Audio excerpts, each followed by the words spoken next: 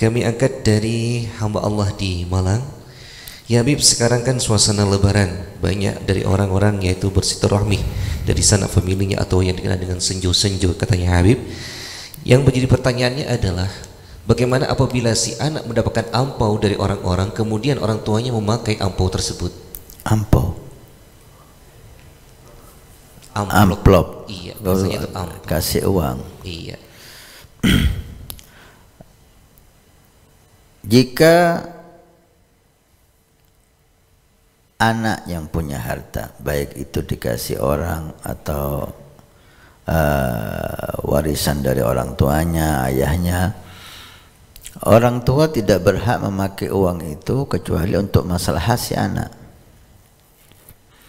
Untuk masalah si anak, untuk susunya anak, untuk bajunya anak, untuk sekolahnya anak, nggak apa-apa, pakai uang anak sendiri kalau si anak punya uang.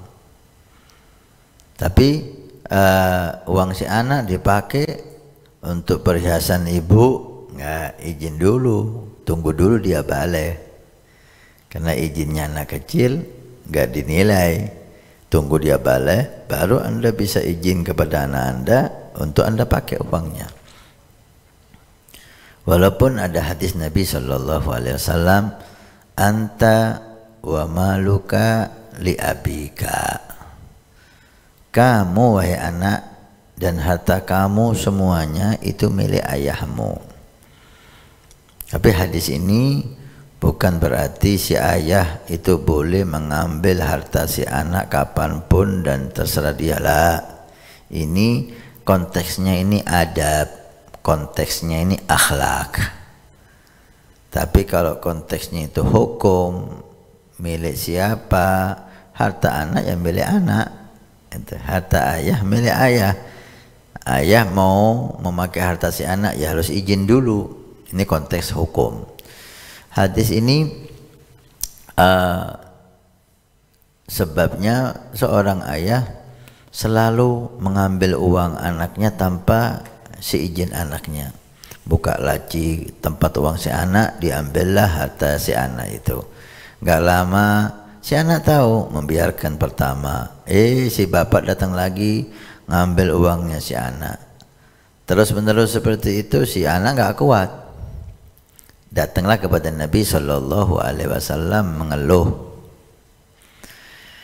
Kemudian dipanggillah si ayah itu untuk ditanya apakah benar. Si ayah itu dalam hatinya ada kekecewaan kepada si anak itu. Kok tega saya dilaporkan ke Nabi gara-gara mengambil uangnya anak saya sendiri. Padahal saya ngambil uang itu bukan untuk saya ambil untuk saudara-saudaranya. Karena saudaranya nggak mampu, diambil si bapak, dikasihkan anak yang perempuan, diambil dari anak ini, dikasihkan anak yang lain. Ya Allah, padahal saya nggak pernah perhitungan ketika dia kecil. Semua harta saya untuk anak saya. Kenapa ketika dia udah besar, udah punya uang, saya ambil kok dilaporkan ke Nabi? Dalam hati, Jibril datang ke Nabi SAW. Kalau ya Rasulullah, coba si ayah ini ketika di hadapan kamu suruh menceritakan apa yang ada di hatinya. Datanglah orang tua itu memenuhi panggilan Nabi SAW, dan Nabi, wahai ayah, tolong ceritakan apa yang ada di hatimu sekarang tentang anakmu. Kalau ya Rasulullah, di mana Anda tahu? Maka diceritakanlah, ya Rasul, mulai kecil harta saya untuk anak saya. Saya nggak pernah perhitungan berapa yang sudah saya keluarkan untuk anak saya. Dan saya ambil itu untuk saudaranya yang nggak mampu. Kok seteganya saya dilaporkan ke Anda, wahai Nabi? Dipanggillah anak itu oleh Nabi. Kemudian Nabi bersabda, anta wa maluka li abika, kamu dan hartamu semuanya milik ayahmu.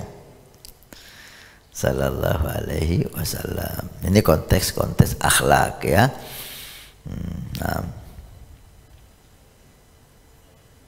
Nah, subhanallah. Baik, kita angkat kembali pertanyaan berikutnya. Datangnya dari Ahina Zainal di Sint Anyar atau di Kota Probolinggo. Pertanyaannya adalah, bagaimana tanggapan Habib mengenai ada sebagian ulama yang memakruhkan daripada puasa yaitu Syawal ya katanya Habib. Apakah benar demikian ya? Kalau hadisnya itu sahih, Nabi mengatakan siapa yang puasa Ramadan kemudian diikuti 6 Syawal maka dia seperti puasa 1 tahun. Kalau hadis itu sahih dan sudah menjadi masyhur, kemudian ada yang mengatakan makruh, ini perlu ditanyakan, ini ada apa dengan anda ini? Ada apa dengan anda? Nabi udah ngomong, Nabi udah bersabda, ada apa? Gitu, apa alasan anda berbeda dengan seluruh ulama yang ada ini? Enggak usah didengarin lah, enggak usah didengarin. Kecuali kalau ada hal yang mukhtalafi, ada khilaf di situ, ada yang mengatakan boleh sunnah, ada yang mengatakan makruh seperti siwak di bulan Ramadan, karena tidak ada nas hadis yang nyata yang terang. Walaupun ada hadis yang menunjukkan Nabi bersiwak di bulan Ramadan, mungkin tidak sampai kepada ulama yang satunya gitulah. Maka timbullah perbedaan antara Imam Nawawi dan Imam Rafi'i. Imam Rafi'i mengatakan makruh, Imam Nawawi mengatakan tetap sunnah. Tapi seperti Sittah min Syawal sunnah, semua ulama yang saya ketahui semua mengatakan sunnah dengan hadis yang jelas seperti ya tadi. Kalau ada yang ngomong makruh, lah ini saya bingung ini, apa alasannya, apa dasarnya? Itu nggak usah didengarin deh. Ulama mayoritas dengan hadis ini mengatakan sunnah puasa 6 hari setelah Syawal, setelah 1 Syawal ya, setelah Idul Fitri.